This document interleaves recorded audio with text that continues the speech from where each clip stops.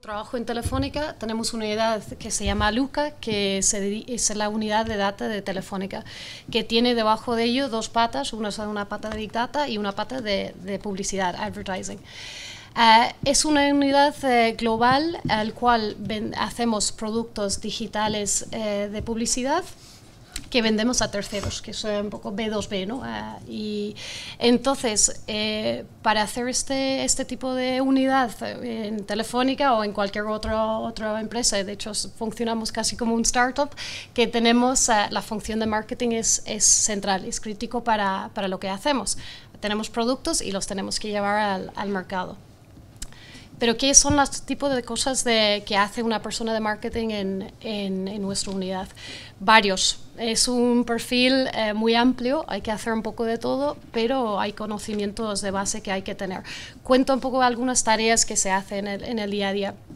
Hacemos mucho product marketing, ¿no? Es explicar qué es el producto de forma bonito, digamos. Hay que tener cierto entendimiento técnico del producto y luego plasmar esto en una forma interesante para la persona que lo va a recibir al otro lado, que es en nuestro caso una empresa que va a recibir nuestra información. Y product marketing puede estar en formato, pues, presentación, vídeos y flyers y muchas cosas, pero la esencia es que la persona de marketing puede transformar esta información que puede ser complejo a algo fácil de entender y que luego quiere hacer negocio con nosotros, ¿no? Hay que hacer cosas una vez que ya sabes cuál es el producto y cómo comunicarlo. Hay que hacer PR y hay que hacer eventos, y para hacer este tipo de actividades hay que tener capacidades de planificación, generación de contenido, trabajar los canales para comunicar el mensaje que queremos contar. Entonces es un perfil muy amplio. A la vez de hacer todas estas cosas de product marketing, PR, eventos, hay que tener capacidades de gestionar presupuestos, controlar la marca y además lo más importante casi es tener la estrategia de todo esto a la vez.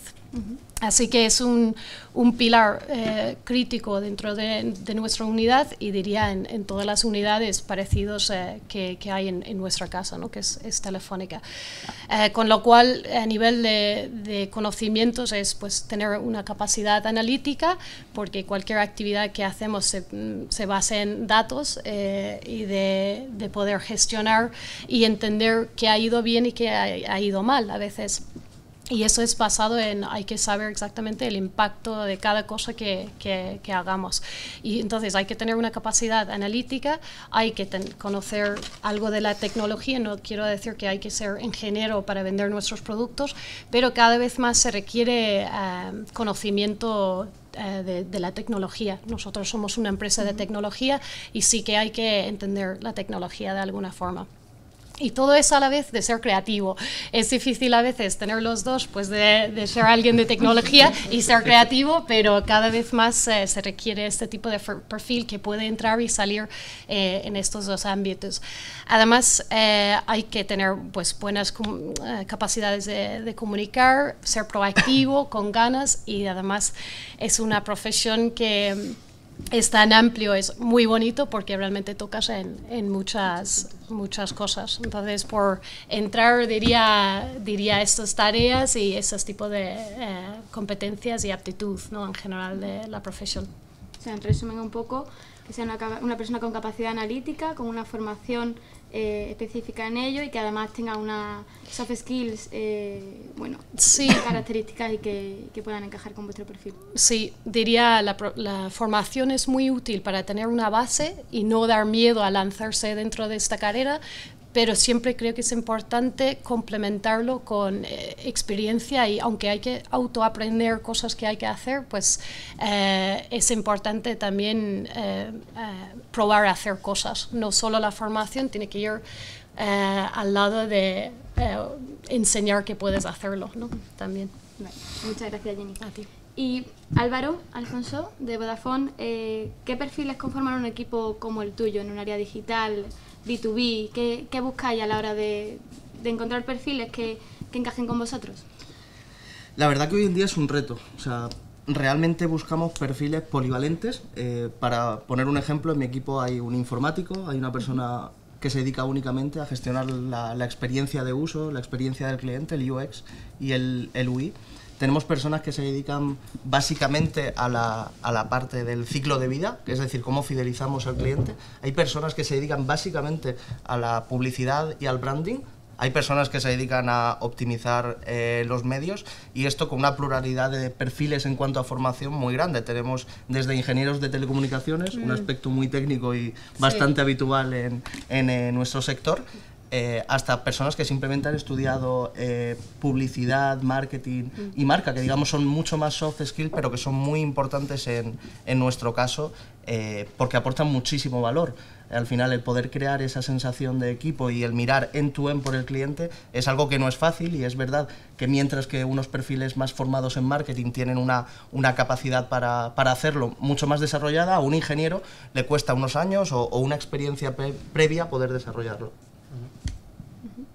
Vale, genial. Y Clara, vosotros, yo creo que ahora podemos un poco, quizá compartes un poco la visión con Jenny de la creatividad, porque, bueno, Leo Burnett ha sido un referente creativo desde siempre, y ahora que vivimos en un mundo on y off, ¿cómo habéis integrado o cómo ha afectado a las agencias esta integración, ¿no?, de ambos canales?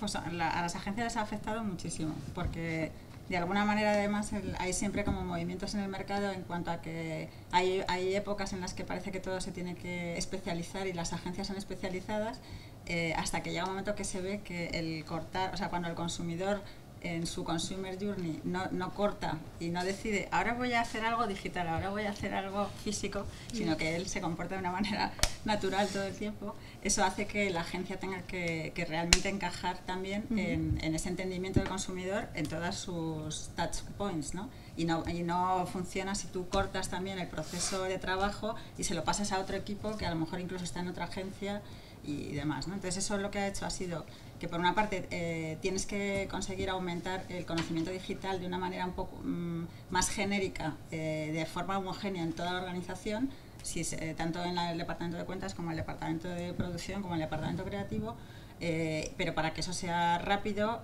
tienes que tener perfiles muy especialistas, también porque al final hay ciertas tareas que no requieren tanto conocimiento, pero ciertas otras que necesitan que tú seas un experto en eso, ¿no? Entonces, de alguna manera se ha convertido en muy importante la posición de Head of Digital, porque es esa persona que tiene ese conocimiento general y que te puede hacer la estrategia digital para ese cliente. Lo que pasa es que luego esa persona tiene que estar acompañada, depende de cómo sea la agencia también, pues tienes que tener pues personas que sepan de branded content, personas que sepan de CRM, personas que sepan de usabilidad, personas que sepan de SEO, o sea que luego también un poco depende del perfil de la agencia. A lo mejor en una agencia como Leo Burnett, que es una agencia de publicidad integrada, por ejemplo, no tenemos en plantilla un experto en SEO. Lo que pasa es que sí tenemos, sabemos de cuando necesitamos una persona que sepa de SEO, porque estamos haciendo un proyecto que lo requiere, estamos haciendo una web muy importante, etcétera, pues ahí tendremos una persona que a lo mejor no trabaja todo el rato en la agencia, pero es un colaborador nuestro habitual. Y luego hay, por supuesto, los creativos tienen que ser digitales, ¿no? Que es la manera en la que nosotros nos referimos a ello. Eso significa que tienen que ser como un poco Da Vinci, que bueno, de alguna manera es algo que yo creo que nos afecta a todos los que trabajamos, y es que para que también sea más eficaz y más operativo, uno tiene que también ser más capaz de hacer muchas cosas, ¿no? O de acabar una tarea de una manera más completa. Entonces, en el caso de los creativos, pues ahora es muy importante que sepan, que tengan conocimientos de Final Cut, o que tengan conocimientos de hacerte un GIF, un Animagraph, un no sé qué, y lo hacen ellos y no tienen que estar llamando a alguien de producción para que lo haga, ¿no? Sino que de alguna manera pues lo resuelven ellos, se lo inventan lo que tienen que decir y lo resuelven y lo producen ellos, ¿no? También el tema de data analysis es muy importante. Ahí también depende de el perfil de agencia. Tienes gente muy especializada, tienes matemáticos, o tienes gente que sabe entender bien informes y elaborar informes de social media, que en eso no tienes que ser ingeniero para hacer eso, ¿no? O sea que yo creo que depende mucho del tipo de agencia. Si es una agencia tipo Genesis o una agencia muy digital, pues la mayor parte de sus profesionales pues van por ese camino, ¿no? Y luego tenemos una figura, nosotros en nuestro caso, que es un poco raro, pero tenemos una figura que me parece curiosa de comentar y que seguro que a Jenny le gusta, que tiene que ver con, bueno, le llamamos Creative Technologies, pero bueno, que le pusimos ese nombre, pero le podíamos haber puesto otro. Que es una persona en concreto que tenemos que sabe de todas las tecnologías nuevas que hay, y entonces él con lo que sirve es un poco para contarles a los creativos, pero sin que haya ningún briefing sobre el tema, o sea, sin que sea una cosa que se ha pedido de ninguna manera, ¿no? Sino que esta persona conoce esas tecnologías y entonces le dice al creativo, oye, pues fíjate, ha salido una cosa que a lo mejor se te ocurre algo, esto se puede hacer, es una tecnología que ya no nos la tenemos que inventar y probarla y entonces que no lleguemos a los timings o que sea carísima, y entonces utilízala, a lo mejor te viene bien para algún briefing. Y entonces luego cuando ya los creativos han parido la idea que sea, incluso si no utiliza esa tecnología que les ha podido sugerir, pues recurren a esta persona para ver la viabilidad, esta persona junto con el director técnico que tengas, ¿no? Porque lo que también es importante en una agencia creativa es muy importante, los creativos no tienen límites, y entonces eso es muy bueno y es muy, muy peligroso. Entonces lo que pasa a veces es que se les ocurren cosas que luego a lo mejor no se pueden hacer, ¿no? Entonces antes de tú presentar cualquier cosa a un cliente es necesario ver que es viable en términos de coste y en términos de tiempos, y que no estás planteando una cosa que lo mismo no funciona. Y entonces esas figuras de directores de tecnología son muy importantes en las agencias también. Y ahora vamos a tocar un tema también que, bueno, es lo que intentamos hacer aquí en UNIR, que es reducir, como decíamos, ese gap, ¿no?, entre universidad y empresa, y creo que eso nos va a hablar muy bien Juan Manuel de Randstad. ¿Cómo es el matching entre lo que las empresas os demandan en cuanto a búsqueda de perfiles y lo que realmente os llega? Pues siguiendo un poco con el speech de Clara, que creo que además va muy a colación con lo que yo voy a intentar explicar ahora, al final lo que nos vienen o lo que nos demandan las empresas suelen ser perfiles seniors, perfiles prácticamente híbridos hoy en día entre lo digital y lo tecnológico. Al final el gap que nos encontramos entre lo que pide la empresa y en lo que nos pueden aportar los profesionales, hay un gap muy importante en la formación.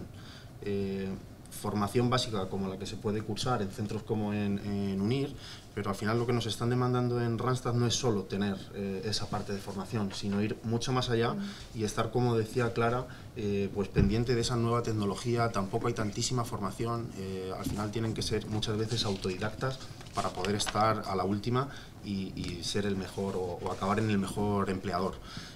Otro gap que nos estamos encontrando a día de hoy con todo este boom de la tecnología es sobre todo la banda salarial, o la lucha que tenemos nosotros también con las empresas y con los candidatos. Es decir, quien es capaz de formarse en una tecnología específica, la banda salarial o el crecimiento que tiene es exponencial. Cada vez las empresas demandan más este tipo de perfiles, y no hay tanto profesional que finalmente pueda conocer esta tecnología. Entonces hay perfiles con muy poquitos años de experiencia en una tecnología específica con una banda salarial disparada. O sea, que podríamos decir un poco que para mejorar la empleabilidad o para tener una mayor oportunidad de empleo, la especialización a través de la formación es básica y fundamental. Así es. Vale, muchísimas gracias. Y por último, en esta primera ronda de intervenciones, Xavi, tú sabes que el sector ventas ha sido siempre un sector muy tradicional, y cuéntanos un poco cómo la transformación digital y todas las nuevas tecnologías han influido, ¿no?, en este mercado B2B. Vale, bueno, no ha influido solo, lo ha puesto patas arriba, lo ha cambiado todo. Desde el ejemplo más visible, que es que antes se llevaba el tarjeteo, tarjetas de visita, mucha feria, etcétera. Eso ya no se hace. De hecho, me he pasado hablando con Juan Manuel hace muy poquito, que me ha dicho, no, perdóname, pero no tengo una tarjeta. Bueno, ya hablamos por LinkedIn, bueno, es un claro ejemplo de cómo funciona todo ahora. Y si eso lo aterrizamos en el mundo de las ventas, diría también que hace 10 años el comercial era muy necesario, porque el cliente no tenía forma de saber realmente de qué iba el producto. Es decir, tenía que llegar un comercial que se plantaba delante y le daba una serie de especificaciones, tanto técnicas como beneficios que iba a tener, porque había poca información accesible de forma fácil para ese cliente. La venta hoy, en 2018, te plantas ante un cliente que lo sabe todo sobre ti. Es decir, sabe más de tu producto que tú mismo. Entonces, eso requiere un trabajo muy grande del equipo comercial y, por supuesto, comentándolo con los compañeros, de la estrategia de marketing y la comunicación de marketing con ventas. ¿Por qué esto no se ha hecho hasta ahora? Porque hemos estado muchos años de vacas gordas en las que simplemente los comerciales eran recoge pedidos. Iba todo bien, entonces lo primero que crece es el consumo. Cuando crece el consumo, lo primero que toca es el B2C, es automáticamente a los yogures, ya no compras, no voy a decir ninguna marca, ya no compras marca blanca, compras la marca X, y esto, aterrizándolo en el B2B, se convertía en que directamente llamaban al electricista, al primero que fuese, y por el electricista se podía permitir tardar 2 semanas en contestar, no pasaba nada. 2009 cae todo y nos encontramos con equipos de ventas que no saben vender, no saben preparar, y sobre todo el gran drama es que no saben generar demanda. Entonces, bueno, en eso ha cambiado todo. Y el tema de formación en B2B, que bueno, es un poco el área olvidada, ¿no?, del marketing B2B, aunque cada vez se demandan más perfiles en este sentido. ¿Cómo está el mercado de la formación en este ámbito? No hay una formación específica de B2B, no existe. Es cierto que se contratan perfiles de marketing generalista que luego de alguna forma se especializan, pero claro, la diferencia es muy grande. Entonces no existe una formación específica de B2B. Existen programas, hay mucha información en internet. Os puedo recomendar que leáis a Leticia del Corral, que publica muchísimas cosas y es una maravilla, pero no os podría decir algo específico que recomendar. Pues muchas gracias a todos por esta primera intervención. Vamos a pasar ahora a las preguntas que se han hecho a través de las inscripciones y algunas que estáis haciendo a través del chat. Como decía, intentaremos resolverlas todas.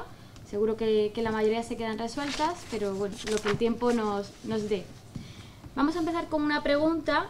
Bueno, yo iré planteando y sentiros libres de contestar como queráis, cuando queráis, ¿vale? La primera pregunta, que se ha repetido mucho, es ¿qué es el marketing 4.0? ¿Quién se atreve a empezar a...? Yo creo que eso se lo preguntaría a Kotler, ¿no? Además, es que yo cuando empecé a trabajar, Kotler ya era como el gurú del marketing, entonces me encanta que esta persona sea capaz de seguir escribiendo y acuñando términos cuando debe tener 800.000 años. Entonces, pero me gusta mucho, y de hecho además yo tuve la suerte, o sea, hicimos un evento, me acuerdo, hace bastantes años ya, en mi agencia, y él estuvo dándonos una charla, que en ese momento sacó un libro también, pero claro, en ese momento no era el 4.0, ya te lo digo yo, sería el 2.0 como mucho. Entonces, bueno, lo que yo creo que él quiere decir ahí es esa evolución de cómo era un poco la relación anunciantes. Él siempre es muy pues de marketing de siempre, y muy del momento de Procter & Gamble, o sea, de los grandes nombres del marketing. Y entonces él marca esa evolución de cuando los anunciantes pues emitían ahí los mensajes a los pobres consumidores, y los pobres consumidores decían, pues me gusta, no me gusta, lo compro, pero no había esa capacidad como decías tú, ¿no? Que ahora sabe más cualquier consumidor que la persona de la fuerza de ventas de Samsung, se sabe más del televisor, los problemas que ha dado y porque ha entrado en el foro o lo ha visto, lo que sea, ¿no? Y entonces él lo que hace es como esa evolución para que va pasando, digamos, de anunciante y un mensaje muy desde arriba a consumidor, a que eso se vaya equiparando, a que el consumidor empiece a estar en el centro realmente del marketing, y de que las marcas consideren que él es el que manda, porque además tiene la capacidad de quitarte del medio, de preferir otras cosas, de quejarse sobre ti, de demás, a que ya no le consideres siquiera un consumidor, sino una persona, porque es alguien que durante toda su vida, desde que se levanta hasta que se acuesta, tiene capacidad de contactar con tu marca, quejarse de la marca, etcétera, etcétera. Y luego hacer el 4.0 es ya la conexión que decíamos de que no hay el on y el off, sino que realmente es es todo omnicanal, ¿no? De alguna manera. Pero me podéis corregir porque seguro que lo sabéis mejor. No, yo creo que ahí está. No, yo creo que la explicación ha sido fantástica. Sí. Yo creo que casi todo lo que estamos aquí, Mejor picotar. en su momento nos criamos con las 4 Ps, Con entendimos que era el marketing las 4 Ps. El problema es que la democratización de la tecnología o la revolución industrial, el mundo digital, nos ha variado la forma que tiene el cliente de relacionarse con una marca, y ahora ya no hay 4 palancas de relación con un cliente, sino que hay un ciclo de vida completo, que pasa, como muy bien decía Clara, desde cuando nos despertamos por la mañana y miramos el móvil para consultar la noticia, hasta cuando nos enfadamos porque nuestro estado de ánimo es estoy cansado, me enfado con una marca en concreto porque no ha cumplido con mis expectativas, que no es una P o no es una palanca directa de la marca, pero tiene que estar gestionado, tenemos que saber cómo influye eso en la relación que tenemos con el cliente. Así que el marketing 4.0 lo que es un reto seguro para todos los que estamos Es aquí. extenuante para todas las personas, yo creo que trabajamos en el marketing. Pero bueno, también es muy estimulante, ¿no? Porque al final lo que te hace es que estás constantemente mejorando toda tu presencia de marca para tener la mejor experiencia de marca posible, ¿no? Que es así como yo creo la ambición de cualquier anunciante ahora mismo. Ambición complicada de conseguir. Sí, que va ampliando, ¿no? También antes había ciertos touch points con el cliente y a día de hoy son 20 y en otros 2 años habrá 40. Es que también hay muchas más. Igual se van a ir consolidando, pero vemos que cada vez hay más, ¿no? Más touch points también, que lo hace también más complicado, ¿no? De tener una estrategia para cada canal también lo hace bonito también, pero lo hace complicado también. Sí, yo creo que otro factor importante es la cantidad de información que hay ahora, ¿no? O sea, además de la hiperpersonalización, es el manejo, eso lo sabréis mejor vosotros, sobre todo el manejo de la cantidad ingente de información que hay y cómo esa transición de lo que sería el Big Data a la persona final que existe. Y ese manejo de esa cantidad de información creo que es clave en el marketing 4.0. Sí. Yo creo que sobre lo que tú dices que antes no lo hemos comentado mucho, porque se buscan muchísimos perfiles de conocedores de Big Data, ¿no?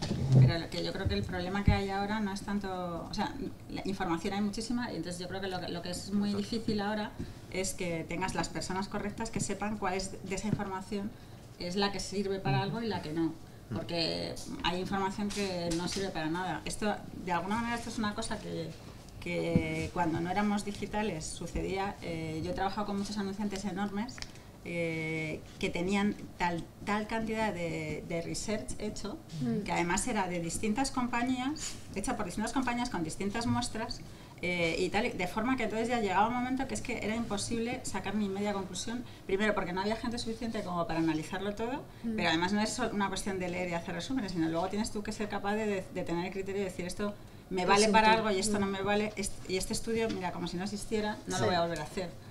Y de alguna manera eso ahora es exponencial, porque claro, vas dejando datos tú en todo, cuando entras en la web, cuando entras en la aplicación es distinto, cuando has comprado en la tienda o el servicio que hayas utilizado, etcétera. Eso, realmente yo creo que ahora el objetivo o el challenge más grande que tenemos es el poder usar esos datos para algo. Y que además también es verdad que los perfiles muy de data sí que muchas veces son personas que tienen los soft skills, a lo mejor no son tan potentes en ello, o tienen que trabajar más en ello, y entonces de alguna manera es como tener ahí unos estudiosos, pero que luego ya cuando interactúan con las otras dicen, bueno, pero todo esto que estás analizando, ¿qué hago con ello, ¿no? ¿Qué rentabilidad le puedo sacar? Eso yo creo que es uno de los grandes retos que hay. Y es justo, yo creo que el perfil de marketing tiene que poder entender el lenguaje de alguna forma de los de data para sacar esta información y hacerlo relevante, porque teniendo toda esta mina de información es que es inútil si no está de forma estructurada y útil para hacer para usarlo para hacer un plan sobre fuera. ello, ¿no? Sí, y yo creo que también el marketing 4.0 también va, la parte de la data es un cambio muy grande en marketing, ¿no? De lo digital.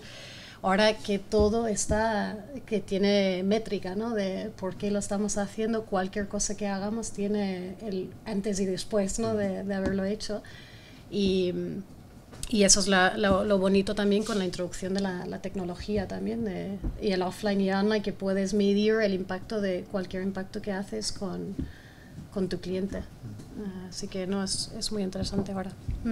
Hace uno de nuestros usuarios una pregunta respecto a esto del marketing 4.0 y plantea si el marketing 4.0 da más credibilidad a las marcas o al revés, crea más escepticismo en el consumidor. Hombre, yo creo que crea mucho más escepticismo. Por eso estamos todos siempre muy estresados. Claro, porque en la publi hemos estado estresados, ¿no? Siempre. Quiero decir que al final esto que estamos diciendo, por eso es más difícil de manejar, porque al final tú las fuentes de potenciales problemas que tú tienes cuando estás sentado y eres el responsable de la marca que sea, son muchísimo más que los que podías tener antes, que tenías mucho más controlado el problema. O sea, aquí la prueba es que cada vez que hay un problema de este teléfono ahora se estalla, el último teléfono de no sé qué marca estalla, pues eso, aunque haya estallado en China, es que como yo ya lo sé también, pues entonces lógicamente eso que quiere decir que tienes un problema mundial ya, aunque un problema local es un problema mundial, antes el problema local era local. Viral, ¿no? Todo. Claro, sí. Entonces en ese sentido, y porque, bueno, de todas maneras yo creo que hay una parte que tiene que ver con la sociología, no solo con las marcas. Es decir, ahora mismo todo lo ponemos en cuestión, todo, los políticos están en cuestión, pero no ya en España solamente, sino en cualquier sitio.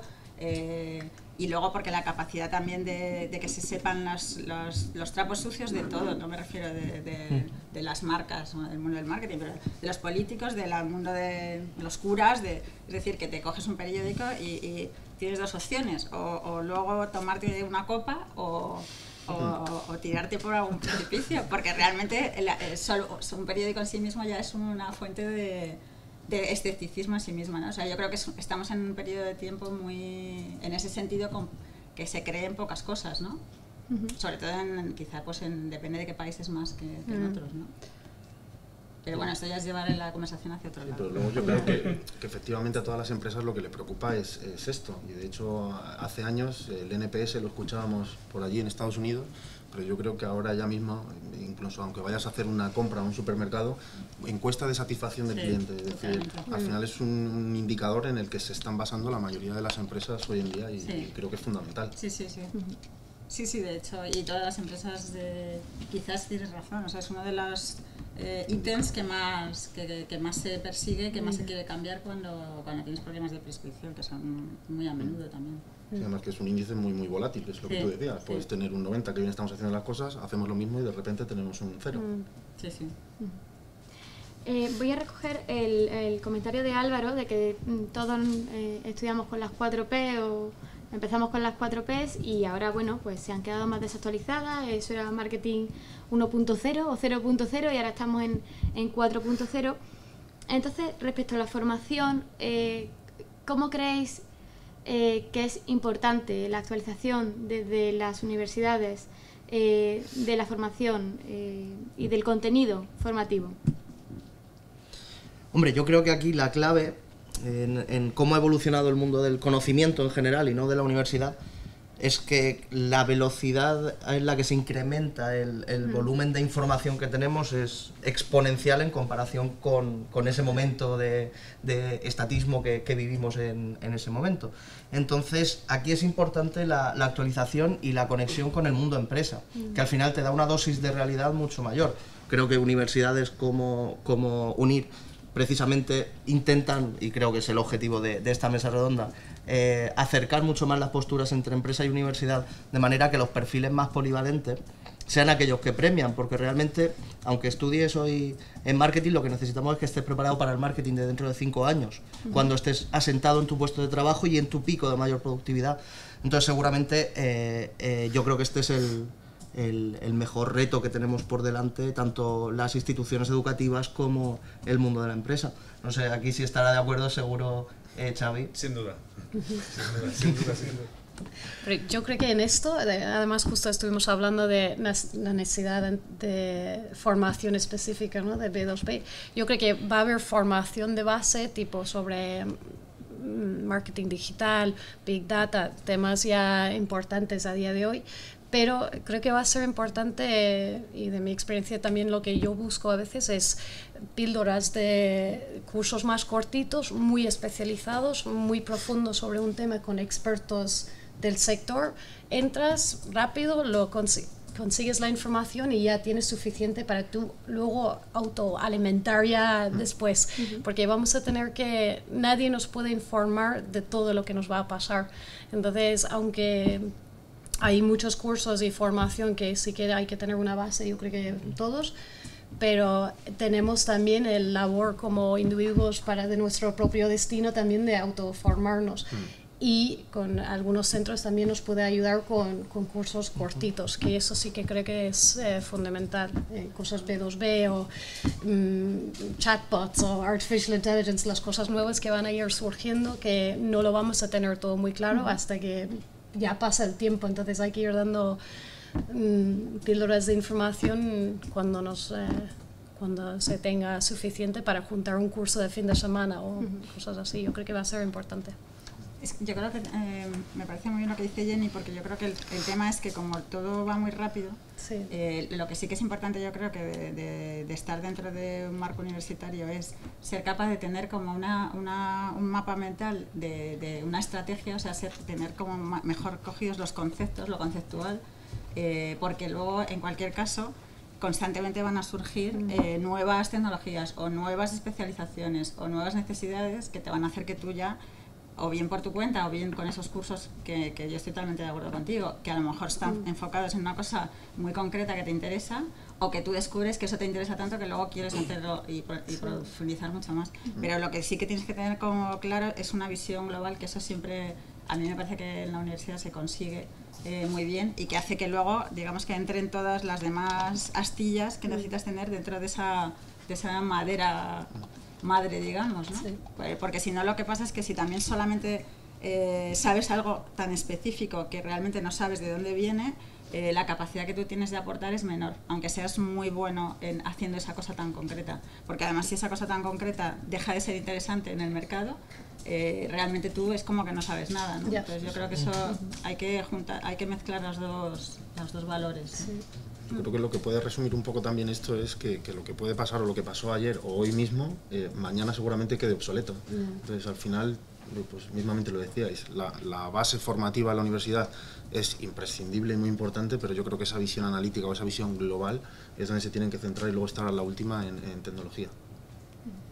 En este sentido, como el mundo avanza tan rápido, las empresas avanzan tan deprisa, ¿cómo veis de importante el que las universidades y las empresas vayan de la mano y trabajen de la mano para formar a los profesionales que realmente demandáis? ¿Cómo trabajáis vosotros desde vuestras empresas en este sentido para mejorar la empleabilidad de, no sé, alumnos en prácticas? O sea, ¿cómo gestionáis vosotros esta relación universidad-empresa? Bueno, en Telefónica hay muchos programas, hay muchos programas, pero sí que es un tema súper importante para nosotros. Justamente en CDO, que es donde es el Chief Data Office, donde tenemos nuestro jefe Chema Alonso, igual le conocéis, pero Chema es promueve mucho un programa que se llama Talentum.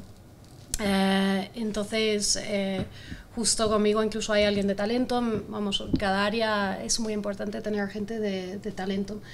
Y vamos, son unos cracks, son genial, súper dispuestos, con ganas y además súper formados. Entonces, y no tengo las estadísticas, pero diría que la mayoría luego, después del programa, a veces tienen que volver a la universidad, pero normalmente vuelven con nosotros. Entonces sí que es una buena entrada empezar con las prácticas para que luego es una manera, además como en empresas a veces tan grandes es difícil entrar y es una manera de entrada y lo recomiendo, por supuesto. A mí me parece además que es algo... Disculpa. No, nada. Me parece que es algo bidireccional también, porque... es cierto que nosotros podemos aportar mucho a esos alumnos, pero ellos también a nosotros. Nosotros, sí. Hablo ya dentro de Iberian Media, hacemos contenido, creamos contenido. Lo que a mí me entra con mi edad es diferente a lo que entra a los que dentro de muy poco van a ser la gran mayoría de los compradores. Hablamos de millennials y se nos ponen los pelos de punta a muchos, pero la realidad es que hay que entenderlos. Entonces, que haya esa conexión, tenerlos trabajando, es algo muy positivo para cualquier empresa. Sí. Nosotros, de hecho, tenemos un programa también que es Reverse Mentoring, que los talentos o los graduates tienen que hacer mentoring a los jefes senior. Bueno. Sí, entonces está genial porque para ellos para los directores es una manera de escuchar de la calle qué está pasando y funciona muy bien.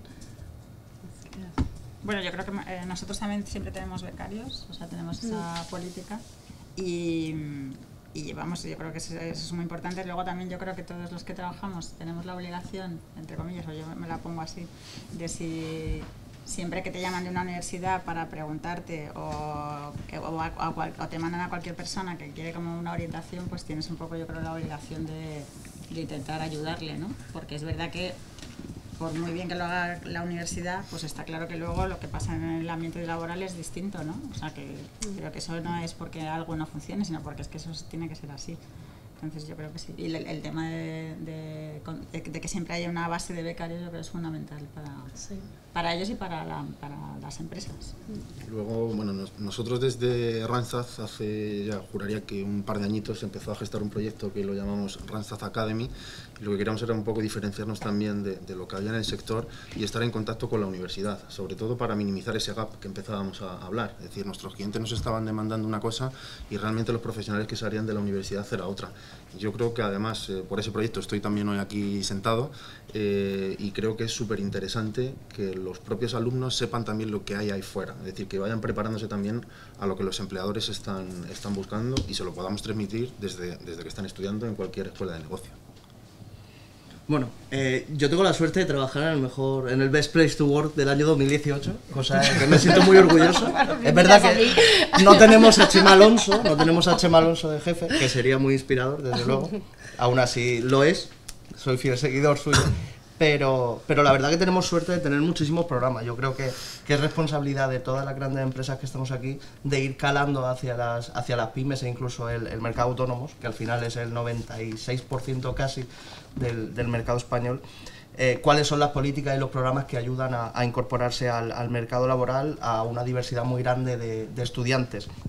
En este caso nosotros, bueno, justo hoy se ha lanzado Campus Lab, un acuerdo a nivel estatal con más de 60 universidades para fomentar precisamente a través de becas no solo el inicio en el trabajo, sino en ese primer trabajo, sino también la investigación en las áreas de telecomunicaciones, marketing y digital y data, etc.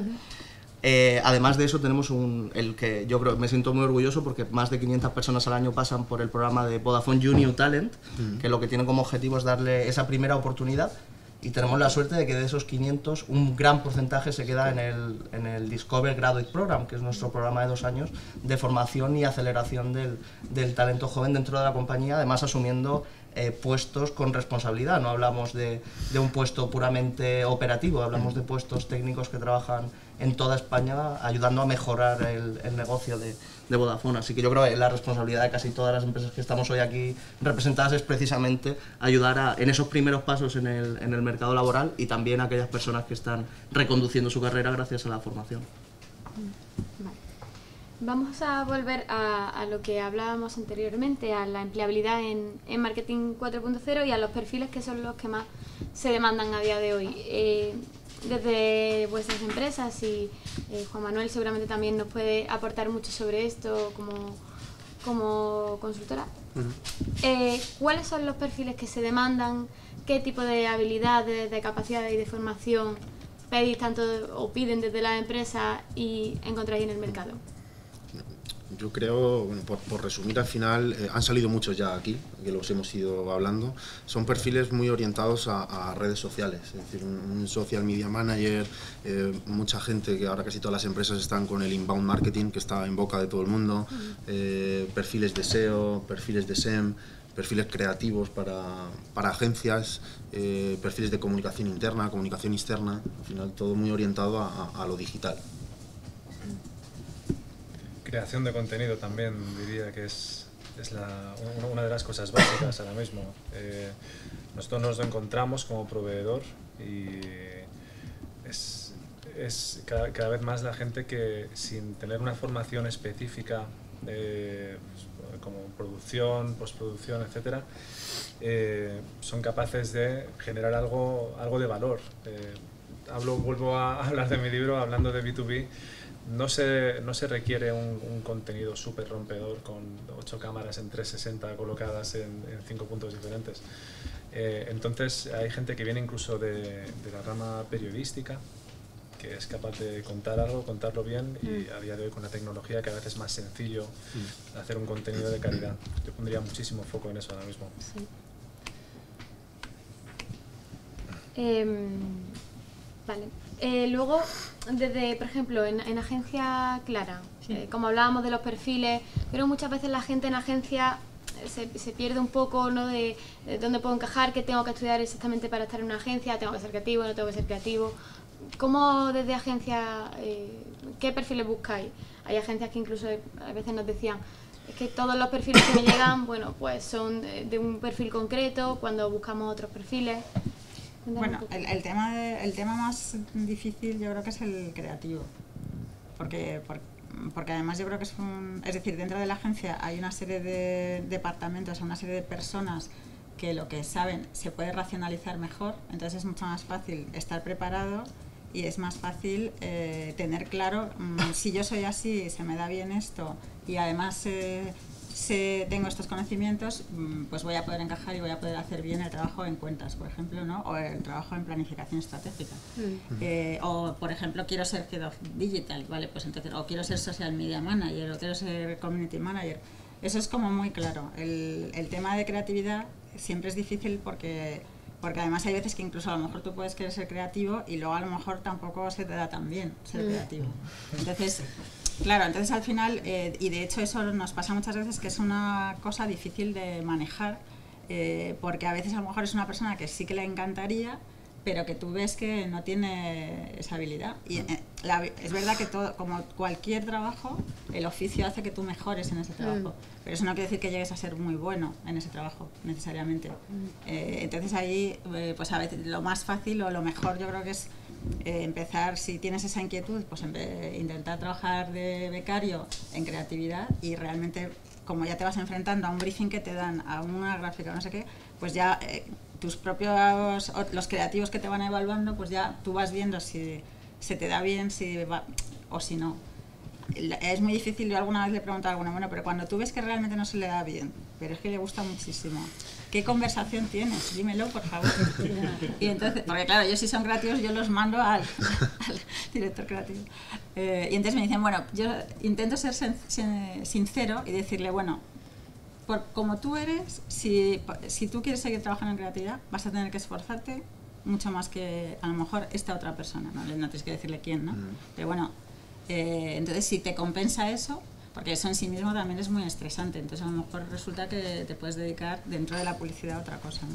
Pero digamos que ese es el perfil más difícil, pero es como si quieres ser actor, de alguna manera cualquier habilidad de ese tipo, pues a lo mejor te gusta mucho, pero no estás dotado para ello, ¿no? O no vas a ser el que mejor lo haga o de los que mejor lo hagan, ¿no?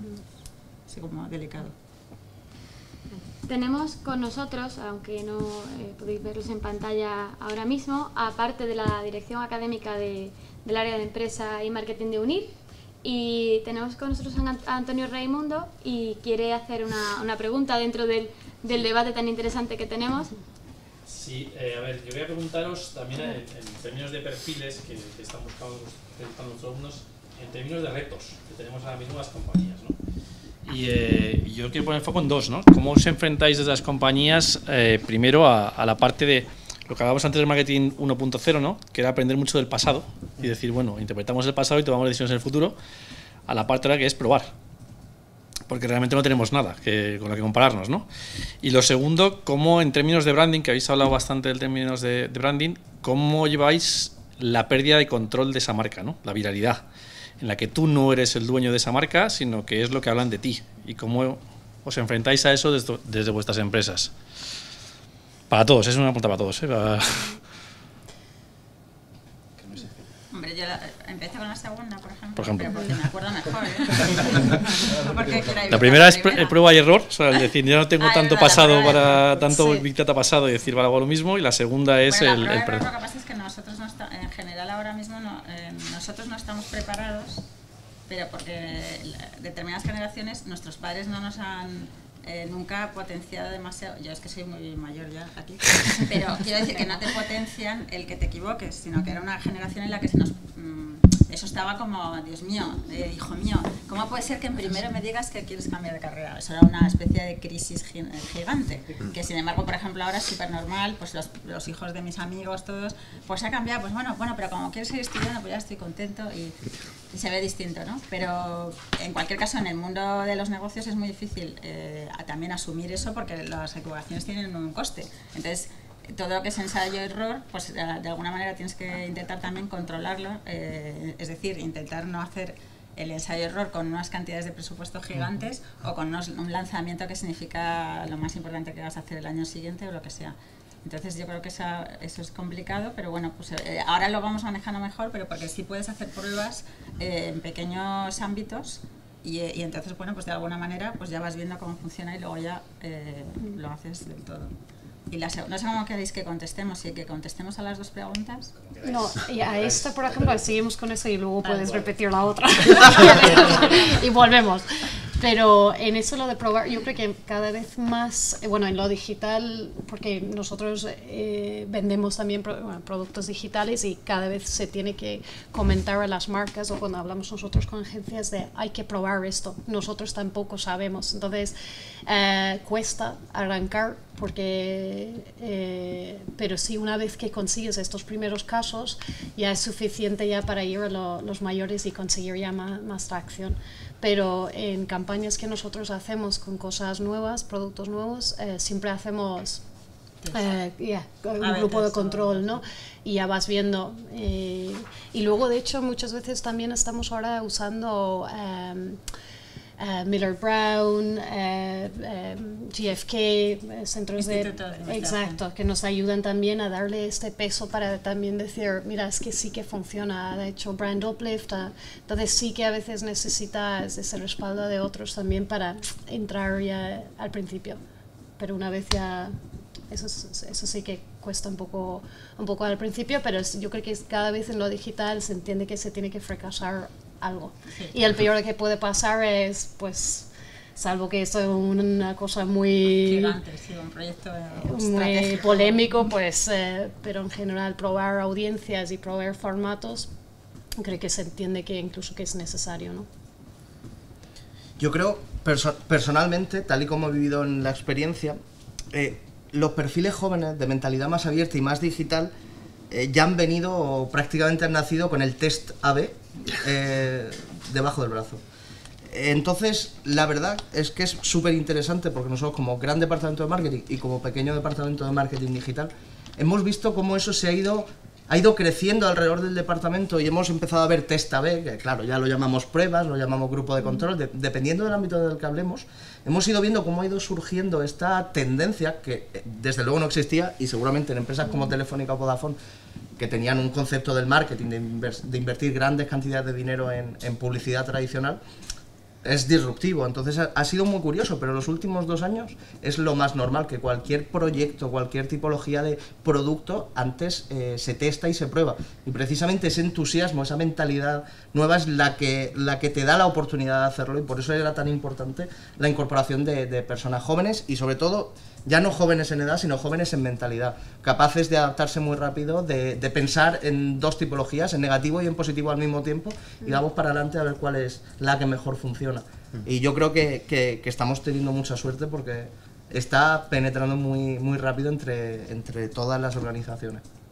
Sí, yo creo que la prueba-error en B2B puede ser muy delicada porque al final hay muchos casos en los que necesitas ir al director de compras de la compañía X y solo tienes una oportunidad para causarle una buena impresión. Entonces sí se hacen pruebas en fases previas, pero hay tendencia a ser poco atrevido, aunque hay casos de éxito maravillosos, pero hay lo que os comentaba, solo una oportunidad para causar una buena impresión. Entonces, cuando vas ya a un perfil muy concreto, vas a tiro hecho. En cuanto a las fases iniciales del proceso, sí es más sencillo un test A/B con contenido de cara a recopilar leads, es sencillo, y además los perfiles de marketing cada vez saben más de métricas, de análisis de métricas, y en el mundo B2B es casi más importante saber analizar métricas que ser creativo. Obviamente es importante, la creatividad siempre tiene que estar ahí, pero con métricas es sencillo y poco arriesgado hacer test A/B tímidos. La segunda, perdón, que sí. Era como el tema de perder el control, ¿no? Que siempre ha sido el branding nuestro, siempre lo hemos cuidado como tesoro. Sí. Y ahora el branding no está tanto en nuestras manos, sino que la viralidad ha hecho que le perdamos bastante el control. Entonces, ¿cómo os enfrentáis a eso? ¿O cómo nos tenemos que enfrentar a eso en el marketing 4.0? Hombre, yo creo que ahí lo que pasa es que depende mucho también de la marca de la que se trate y en qué ámbito actúe, ¿no? Porque hay grandes corporaciones, pues como las petroleras o las energéticas, en las que es mucho más difícil manejar porque tienes una cantidad de percepciones negativas altísimas por defecto, o incluso los bancos, ¿no? Y entonces ahí yo creo que siempre es como muy complicado. También en las empresas de telefonía tienen muchos problemas porque todo lo que implica servicio y además la cantidad de clientes que tenéis es brutal, con lo cual el tema del manejo de Twitter y demás pues es como lo que pasa. Entonces al principio yo creo que costaba mucho realmente asumir de todas formas que pese a eso, que tú ya sabes que que tienes una serie de tractores que pueden ser muy activos, ¿no? Suelen ser más activos que los que te aman, pues cuando luego te llega tu informe de tu sentimiento y de demás, pues eso sigue siendo complejo y lo que pasa, yo creo que esas corporaciones suelen tener mucha menos actividad en redes sociales, o utilizan los canales de una manera muy limitada, y luego el resto de las marcas, yo creo, pues ya sí que tienen que vivir con ello, ¿no? Y intentar utilizarlo a tu favor, porque no es solamente algo que va en tu contra, también es algo que va a tu favor, ¿no? Si lo haces bien, si sabes salir bien de las crisis, sí. Las líneas aéreas también son marcas que también, pues ahí tienen un foco porque tienen que ser impecables ahí, porque tienen tanto, o sea, imaginaos Ryanair ahora, los que estén manejando las redes sociales de Ryanair, pues tiene que ser una situación tremenda, ¿no? Es casi como ser controlador aéreo, eso. Pero hay que vivir con ello. Sí, no, lo único que decir eso es ser proactivo. Yo creo que desde la marca proactivo y intentar resolver y pintarlo de la mejor forma que se puede, que a veces cosas pasan y aunque lo pintas bien, pues pero bueno, ser proactivo y empatizar con el cliente al final es un poco lo único que se puede decir. Y luego a la hora de tu marca en varios canales, eso sí que es también complicado y cada vez más, incluso en donde estoy yo, por ejemplo, tenemos 4 marcas comerciales. Tenemos para Hispan, para Latinoamérica, para la región, toda Latinoamérica menos Brasil, luego Europa, UK y Alemania. Hay 4 marcas a nivel comerciales distintos, y luego Luca cuando hablamos de este institucional, y luego a veces Telefónica. Entonces a nivel marca y paraguas de marca también puede ser complicado de cuando se usa uno u otro, pero hay reglas muy estrictas y eso es un tema también del rol de marketing, es la guardian de marca y cómo usar la marca y asegurar que se usa de forma correcta y exactamente de qué tipo de actividad vas a hacer usar la marca que toca. Así que parecía, Antonio, que estaba escuchando a nuestros usuarios en el chat, porque justo acaban de preguntar también hace poquito sobre cómo resolver una crisis de reputación en el marketing 4.0, y creo que ya se ha quedado bastante bien resuelta esta pregunta por parte de Clara y de Jenny.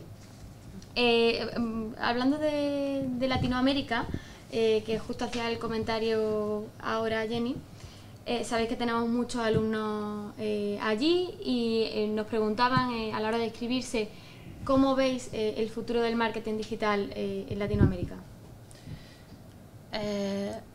Yo creo que Latinoamérica, bueno, hay muchas cosas, pero una cosa muy importante dentro de la estrategia de marketing en en Latinoamérica tiene que ser móvil, ¿no? Que es una región que móvil es, bueno, además que venimos ahí, igual lo tenemos más, mucho más cerca, pero en el 2012 había solo la penetración del 10% de smartphone y ahora en este año ya estamos hablando de 60, casi 70% de penetración de smartphone. Eso quiere decir que, bueno, es una región que la gente no como en Europa, que hemos ido de desktop a móvil, han ido directamente a móvil. Entonces es un canal y una vitrina principal para contactar con clientes. Entonces, como principal es móvil, como parte de la estrategia. Yo creo que en Latinoamérica también están más dispuestos a recibir publicidad también. En Europa cada vez somos más críticos y anti. A veces diría, pues hemos tenido muchos problemas, bueno, en Europa, en los Estados Unidos con ad blockers, hay un cambio de mentalidad, y luego en Latinoamérica todavía esto no, la gente todavía parece dispuesto a hacer engagement, ¿no? con publicidad, siempre y cuando hay algo a cambio, ¿no? Entonces creo que hay todavía mucho recorrido para publicidad y siempre yendo a más personalizado, pero bueno, en Europa ya es muy personalizado, pero con la mejora de la calidad de la data en Latinoamérica sobre los usuarios, creo que la publicidad va a poder ser más personalizado también, publicidad, marketing, los dos, intercambio entre los dos, pero pues más móvil, más personal y sigue siendo la parte de creatividad, va a seguir siendo muy, muy importante. Es una creatividad muy distinta, ¿no? La forma de... Sí. Me encantan los creativos en Latinoamérica son muy chulos, entonces creo que eso también va a seguir siendo muy, muy importante también ahí. Sí, yo creo que el tema de lo que decías del móvil es fundamental allí, y también el e-commerce, ¿no? Porque al final estamos en países muy grandes, con mucha distancia entre... Es decir, que al final en Europa, en la mayor parte de las ciudades, el que haya, por ejemplo, tiendas físicas sigue siendo fácil porque accedes a todas ellas, pero eso no es tan fácil, depende de qué países o qué zonas de países como México, etcétera. Y México, por ejemplo, en términos de marketing digital, pues yo creo que es un país súper avanzado, vamos, no... Sí. O sea, que no creo que haya tanta diferencia como podríamos... O sea, hay diferencia en cuanto a que luego cada uno usa unos canales más o usa unos canales menos. También las redes sociales allí sí, son los primeros, son tremendos. Social, o sea, es decir, que están totalmente en explosión. O sea, que no hay a lo mejor tantas diferencias. Tenemos también con nosotros a Yolanda Rodríguez, directora del área de empresa y marketing de UNIR, y también quiere hacer una pregunta a los ponentes. Muy buenas tardes, buenos días a aquellos que nos estáis viendo desde América Latina. Un placer estar en este punto de encuentro de Digital Date, empleabilidad en marketing 4.0, y un placer también poder compartir mesa pues, con todos estos profesionales que nos están dando unas ideas estupendas. Sobre todo nos alegra, y nos lo comentábamos casi aquí en silencio con compañeros de claustro, saber que estamos en la misma línea de sintonía, ¿no? Respecto a lo que realmente aquí estamos poniendo en valor, que son precisamente los perfiles. Hemos hablado de una cosa en cuanto a los perfiles de marketing, y es todo lo relacionado a, digamos, la formación básica, es decir, las competencias conceptuales. ¿Qué cosas tienen que saber esos futuros profesionales del marketing para afrontar ese reto, ¿no? Del marketing 4.0 con éxito? Pero a mí me gustaría saber si habéis detectado algún factor X de éxito, pero no que tenga nada que ver con las competencias conceptuales, con lo que saben, sino con lo que son o cómo son. Y que sea ese factor X el que realmente les pueda abrir la puerta a su empleabilidad. Es decir, ¿qué podemos describir como competencias más bien actitudinales que son indispensables para un profesional de marketing de hoy en día en este nuevo contexto? ¿Qué se le puede pedir a estos jóvenes o no tan jóvenes que se quieren adentrar en este nuevo sector? Porque ya no se hacen los negocios de la misma manera que antes y han cambiado también los valores. Entonces me gustaría que hicierais un pequeño ejercicio de reflexión. Gracias. Yo creo que lo fundamental es la colaboración. O sea, que sean capaces de trabajar. El trabajo colaborativo es el punto. O sea, es que que ahora mismo es que tú, o sea, tú eres un trozo de una cadena, pero como no te lleves bien con los eslabones de al lado, y eso sí es una cosa que sigue siendo, o sea, que no hay muchas empresas de todos los tipos y también agencias creativas, o sea, que no lo digo como si mirando hacia otro lado, pero yo creo que todos vemos que sigue siendo muchas veces muy territorial, muchas empresas, la forma del management, la sensación de inseguridad o de miedo y de que parece que es como tu trozo y entonces que nadie te lo pise, y ahora realmente es que como todo está relacionado, o tienes esa capacidad de colaborar y trabajar con los demás, o realmente es que las cosas no van a salir adelante. Oye, y además empiezas a ser un problema, ¿no? Entonces yo creo que eso yo creo que es una cosa fundamental desde siempre, ¿no? Pero en este caso yo creo que es vamos, clave. No sé cómo lo veis vosotros. Sí, yo creo que lo que es importante también es lo que hablábamos antes, o lo comentaba yo antes, de esa resiliencia. Yo creo que cada vez es más importante y de todas las competencias que podemos describir o de todo el diccionario de competencias que puede tener una empresa, si tengo que poner foco en el marketing 4.0, es en la resiliencia, es en esa adaptabilidad y en ese cambio constante que tenemos día a día. Entonces es la que yo destacaría. Podríamos poner pensamiento analítico, creatividad, visión estratégica, pero si tengo que quedarme con una, me quedaría con resiliencia. Yo diría dos que juraría que se han dicho ya. Una es la curiosidad, es muy obvio, muy fácil esta. Otro concepto que sería, en inglés sería coachability, que no sé si existe la palabra, pero sería la falta de miedo a probar. Es decir, oye, pruébalo, coge y hazlo. Y un poco en línea con esta, también y muy pensado en B2B, una de las cosas que más hemos detectado es el gap que hay entre marketing y ventas, ya lo comenté antes. Entonces, que sea gente dispuesta a salir a la calle, a una vez cada X tiempo, coger y ir con el comercial y vivir con el cliente, ver qué necesita el cliente. Entonces, esa falta de miedo a salir a la calle es vital.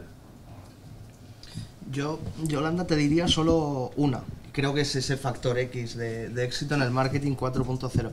Y aquí voy a estar casi 100% alineado con Clara. Menos mal, y porque a ver si ahora va a decir, no tiene nada de razón. Y es la empatía humana. Creo que es algo que es esencial, que es muy difícil trabajarlo en una institución educativa, pero que Clara entienda mis objetivos, que yo entienda los suyos, nos permite colaborar y alinearnos y trabajar en conjunción para llegar a un objetivo. Pero aún más importante, en el marketing 4.0, lo hemos hablado con Marta, lo ha dicho Jerry perfectamente antes, necesitamos entender al cliente y tiene que estar en el centro de toda decisión que tomemos. Si no eres empático, es absolutamente imposible que eso pase. Por muy bueno que seas técnicamente, por muy bueno que seas analíticamente o por muy bueno que seas estratégicamente, no vas a servir para un perfil de marketing 4.0 porque no vas a poder realmente conectar ni con las personas que te rodean en la organización o en la empresa, ni con el cliente, y por tanto no vas a tener ese éxito del que hablabas. Sí, yo diría, pues estoy de acuerdo con los demás también, pero diría dos más, como competencia learnability, que es parecido a lo que dice Juan también, que es estas ganas de siempre querer seguir aprendiendo, porque no vamos a saber lo que viene, entonces vamos a tener siempre que estar aprendiendo. Y esto no es antes que ibas a la universidad y ya entras en la empresa y todo hecho. Requiere además automotivación y empujón propio de hacerlo. Eso por la parte de competencia learnability, no sé cómo se traduce en español, pero y por la parte de aptitud, ser positivo. Es que en el día a día hay muchos retos. Puede ser todo súper negativo siempre, pero yo en mi entorno, la gente que veo que tienen éxito y la gente quiere trabajar con ellos, quieren trabajar, es gente positivo. Y es una cosa que se trabaja. Hay días que nos levantamos todos y te apetece volver a la cama y decir no voy, pero es una cosa que cambias del chip y lo pones y ya está. Eso, ser positivo, y eso es para marketing y cualquier cosa, pero para cualquier profesional creo que es muy importante. Y después de escuchar a mis compañeros creo que me quedo con empatía. porque bueno, de hecho ha habido el salto del target al buyer persona, y al final eso se basa en que alguien con empatía va a saber detectar una necesidad, y ahí es donde empieza absolutamente todo. Tú puedes tener un target gente joven, pero no te sirve de nada si no eres capaz de ponerte en su piel. Así que sí, me quedo con empatía. Premio. Vamos a hablar ahora de cosas un poquito más concretas dentro del marketing, cosas de las que ahora se habla muchísimo, que todos sabemos cuáles son los términos, pero a lo mejor no sabemos ni qué necesitamos para acceder a ellos, ni cómo utilizarlo. Preguntaban mucho sobre, por ejemplo, publicidad programática. Seguro que todos sabéis lo que es y además la utilizáis.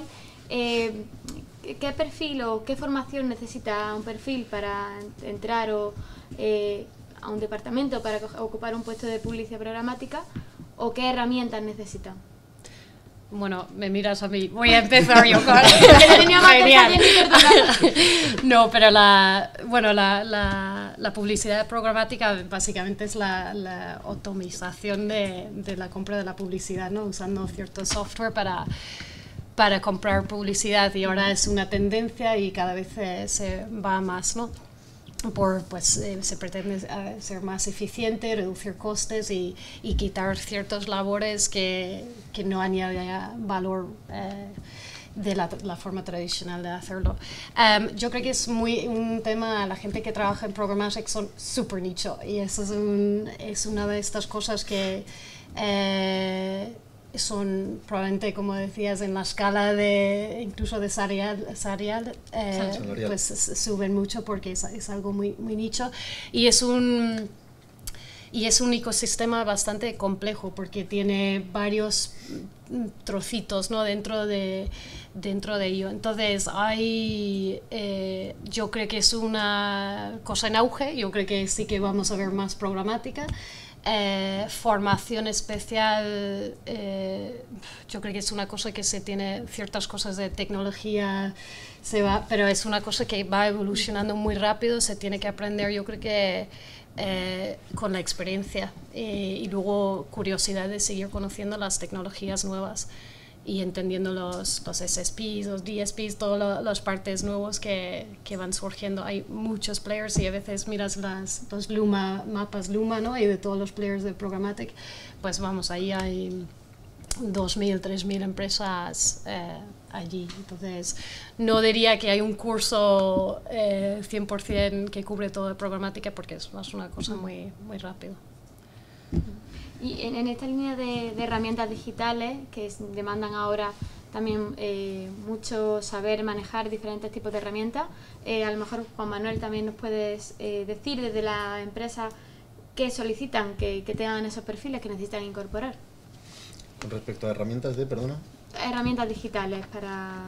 Es que al final es tan diverso y es que ahora mismo tampoco te podría concretar exactamente en una herramienta específica. Al final esto es un boom, que es lo que estaba comentando, y lo que puede salir mañana o lo que podemos saber hoy, mañana seguramente no nos sirva de nada, habrá salido otro programa específico. Entonces no sé especificarte ahora mismo lo que piden las compañías, porque como te digo, hay muchísima diversidad. Vale, no nos queda mucho tiempo ya, pero sí me gustaría abordar un tema que se ha comentado por el chat y que creo que es importante, y del que hablábamos incluso antes, que es el intrusismo laboral en el sector del marketing. ¿Creéis que la formación es un caso, o sea, es un valor añadido para la empleabilidad, o cómo creéis vosotros que está esto en el sector? Hombre, yo creo que es que el tema del intrusismo, menos en profesiones que son muy marcadas, porque te tienen que dar una certificación de que tú puedes operar a una persona o que puedes defender a un acusado en un juzgado y demás, realmente hay mucho intrusismo en un montón de sectores. Entonces yo creo que eso no deberíamos vivirlo como una cosa negativa, porque a lo mejor en un momento dado tú eres el primero que quieres ser un intruso en otro sector que no es el que tú naturalmente estabas o sobre el que tú habías estudiado, ¿no? Entonces yo creo que lo que hay que hacer es intentar saber lo más posible de aquello que te gusta, que te interesa, formarte y no pensar en que tu título sea el que solo sirve para que te den ese trabajo y por qué le dan ese trabajo a un chico que es filósofo y yo he estudiado marketing, ¿sabes? Aparte de que, fíjate que por ejemplo la antropología, la sociología, ahora mismo también se está conectando mucho con el Big Data, porque hay un montón de cosas que están relacionadas, es decir, para lo que decíamos, ese análisis de toda esa información que tengo, también tienes que saber utilizar no solamente la parte hardcore, sino la parte cualitativa. Sí. Yo creo que el intrusismo hay que olvidarse de ello. De hecho, yo creo que muchos de los profesionales en Facebook son sociólogos, que especialmente justo eso, para conectar con la forma de pensar de la gente, al final es importante. Yo creo que si se te da bien una cosa, tú tienes que pensar en qué es lo que quieres estudiar, qué quieres hacer o a qué te quieres dedicar, intentar saber lo más posible, pero vivirlo desde ese punto de vista positivo y abierto, no en un punto de vista a la defensiva, ¿no? De alguna manera, que sería el tema del intrusismo para mí. Porque si no, imagínate la de gente que puede escribir muy bien, perdona, o que escribes fenomenal, o que sabes cualquier profesión de estas y que pasa, que solo puedes, si eres filólogo, escribir un libro bien. Yo estoy 100% de acuerdo con Clara. Realmente deberíamos olvidarnos del concepto de intrusismo laboral, porque creo que la diversidad dentro de un departamento de marketing, de cualquier tipología de departamento, es el mayor valor añadido que podemos encontrar hoy en día. Distintas formas de pensar, distintos conocimientos, al final acaban creando cosas que son bastante mejores, más innovadores y que fomentan mucho más una visión a largo plazo y una visión centrada en el cliente. Entonces deberíamos tratar de olvidarnos de ese intrusismo, porque seguramente un filólogo nos pueda ayudar muchísimo en la parte de generación de contenido. Empresas que se dedican precisamente a esto contratan a muchos periodistas porque por primera vez hemos profesionalizado la generación de ese contenido a nivel editorial, cosa que no pasaba hasta entonces. Incluso las agencias de creatividad y las agencias de publicidad han optado por perfiles que cada vez son más diversos, porque generan un tipo de ideas que hacen que sea disruptivo, que cuando el cliente lo ve conecta con esa idea, y creo que eso es esencial. Aquí, bueno, o sea, estoy segurísimo de que a Juan Manuel le han pedido cada vez más diversidad de perfiles, porque yo hace 2 años estaba, venga a pedir matemáticos, venga a pedir analistas, y necesito un perfil hipertécnico, y ahora necesito a gente con soft skill muy claras, con mucha empatía y con una capacidad estratégica muy rápida, que me explique qué quieren decirme los perfiles más analíticos, porque si nos centramos y nos especializamos tanto en eso, cada vez van surgiendo nuevas necesidades.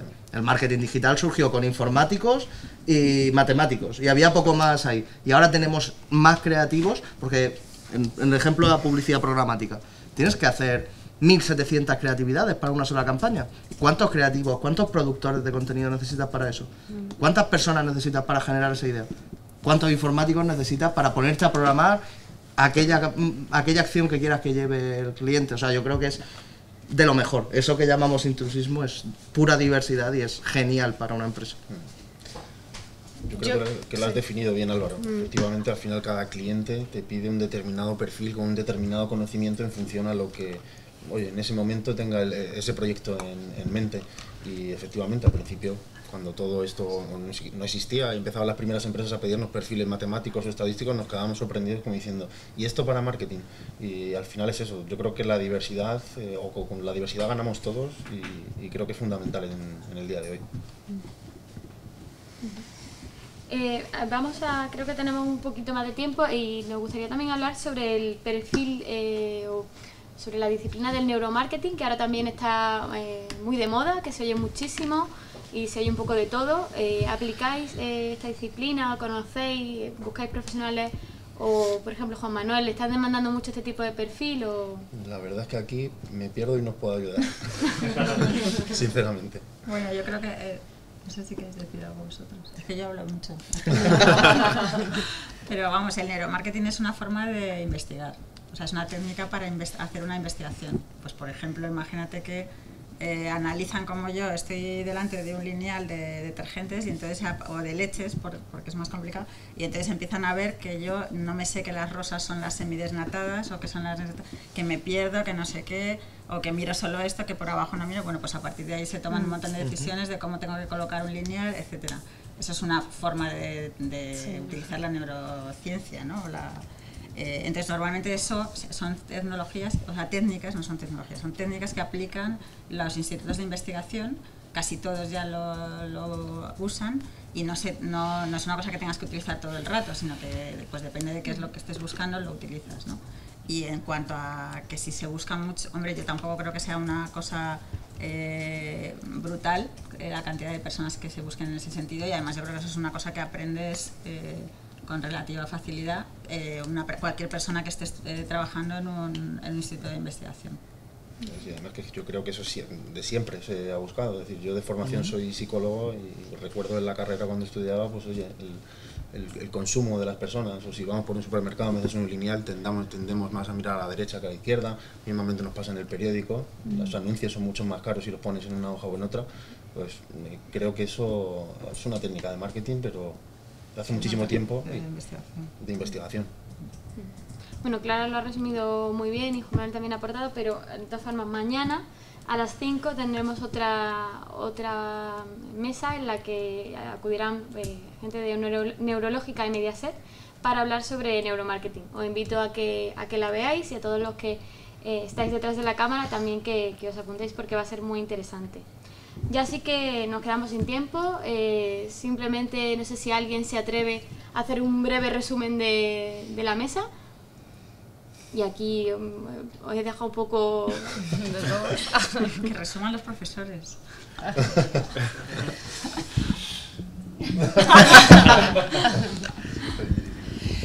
Bueno, yo no soy muy buena haciendo tweets, es que no soy millennial. A mí me pasa lo que a Clara, ya tenemos unos añitos. Pero yo creo que ha habido unas conclusiones estupendas acerca de los perfiles de marketing para potenciar su empleabilidad. Por supuesto, necesaria una formación básica fundamental, que la universidad está ahí para dotar a los alumnos y a los futuros profesionales de esa formación, pero sin perder de vista la aplicación, la parte o la vertiente práctica, que siempre tiene que ir muy de la mano de lo conceptual y teórico, sin tampoco perder de vista esa visión global. Me ha gustado mucho lo que habéis comentado. Creo que debemos formar profesionales del marketing, pero que tengan esa capacidad estratégica de ver con globalidad lo que sucede a su alrededor para entenderlo y para acercarse mucho mejor al cliente. Y luego, por supuesto, la otra parte que yo la he sacado intencionadamente: no tenemos que formar a nuestros alumnos en aspectos o en competencias solo conceptuales. Nuestro gran reto como universidad es formarlos también a nivel actitudinal. Profesionales empáticos, profesionales que realmente sean y fomenten y desarrollen la resiliencia, que realmente estén dispuestos a vencer miedos, a superar retos, en definitiva, bueno, a colaborar, a trabajar en equipo. Un resumen, yo muy creo buen que... resumen, Yolanda, sí, señor. Bueno, pues con esto acabamos. Muchísimas gracias a los ponentes, a toda la parte de dirección académica y a todos vosotros, porque habéis estado súper activos en el chat. Ha habido muchísima participación. Recordad que os hemos dejado el correo de coi@unir.net, por si os han quedado alguna duda, nos la hacéis y nosotros se la trasladamos a los ponentes. Así que nada, muchísimas gracias a todos.